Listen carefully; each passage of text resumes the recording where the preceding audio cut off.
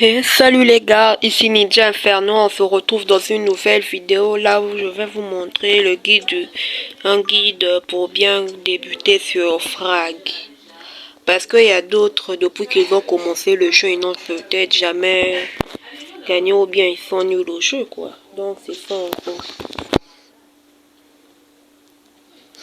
Donc en gros je voulais juste vous faire la vidéo là pour que je vous aide quoi.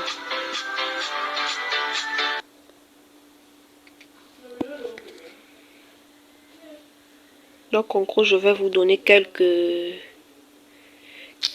guides pour que vous arriviez maintenant à bien jouer à Frag. Voilà.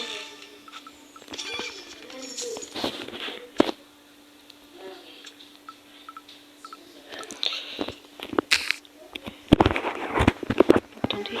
Donc la première étape. Donc le premier guide, bien choisir ses personnages. Parce qu'il y a d'autres qui se disent, donc par exemple, donc dès que tu as par exemple un joueur légendaire comme Volcano, ou bien un joueur épique comme Amelou ou bien d'autres, ça veut dire que tu pourras bien jouer avec eux. Et non, c'est pas comme ça. Vous voyez, non les gars, tel que l'agent commun dans mon équipe, j'ai plein de épiques là-bas de rares, mais j'ai mis en commun. Donc en gros, parce que je joue bien avec eux. Et n'oubliez pas, donc par exemple, si vous avez par exemple 5 légendaires où vous mettez tous les attaquants. Donc, faut toujours mettre un attaquant, un centre, un mobile, un défenseur et un camp. L'attaquant sert à aller. Le centre aussi, elle peut faire les deux, y compris pour le mobile. La défense, il part en arrière pour défendre et le camp, elle reste toujours en arrière. Donc, elle va camper et elle va tirer. Donc, c'est un tireur d'élite. Donc, vous prenez toujours les personnages, donc là où vous jouez bien, quoi. Donc, là où vous êtes agréable. Tel que moi, je joue bien avec ces personnages-là. Surtout avec JB. Parce que j'aime bien ses attaques ou ses tirs. Tu vois, non? Donc, par exemple, si tu joues bien avec Dan, tu peux le mettre. Tu peux mettre Dan si tu joues bien avec Dan. Tu vois, non? Tu vois, non, tu peux mettre Rick Rock, Jacques Elpadre, Fidelio, n'importe quel personnage, mais tu dois te sentir à l'aise avec lui. C'est pas par exemple, comme ça, dès que par exemple tu ouvres un coffre, par exemple tu as DJ Equalizer, donc tu viens, tu le mets dans le, ici là. Donc faut bien choisir les personnages avec les personnages que tu joues bien, tu vois non? La deuxième étape, c'est de toujours utiliser les capacités spéciales.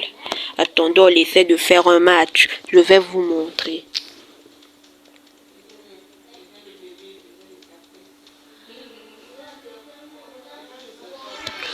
Vous voyez non l'écart. Donc par exemple, vous devez toujours utiliser ce pouvoir au bon moment. C'est pas comme si, c'est pas donc ça fait à peine chargé tout d'un coup, ça fait à peine chargé, tu viens, tu utilises. Non, c'est pas comme ça.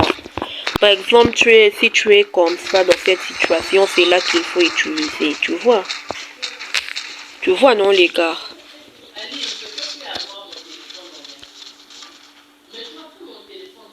Tu vois?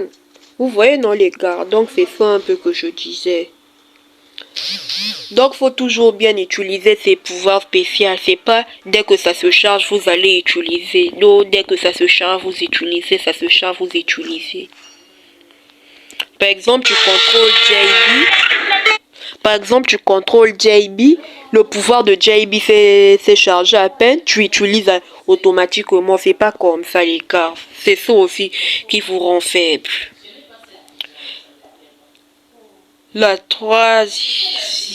troisième étape, vous avez sans doute le tir auto, désactiver ça. Donc venez dans paramètres ici et cliquez ici là comme ça, ça est chez vous comme ça. Donc cliquez sur le mode auto et enlevez. Donc vous allez tirer par vous-même. L'étape numéro 5. Toujours améliorer ses personnages. Toujours les améliorer, tels que là j'avais oublié d'améliorer Jack El Patri. Donc dès que tu as le nombre requis, donc vous devez l'améliorer. Tel que là ce que j'ai fait, je l'ai amélioré.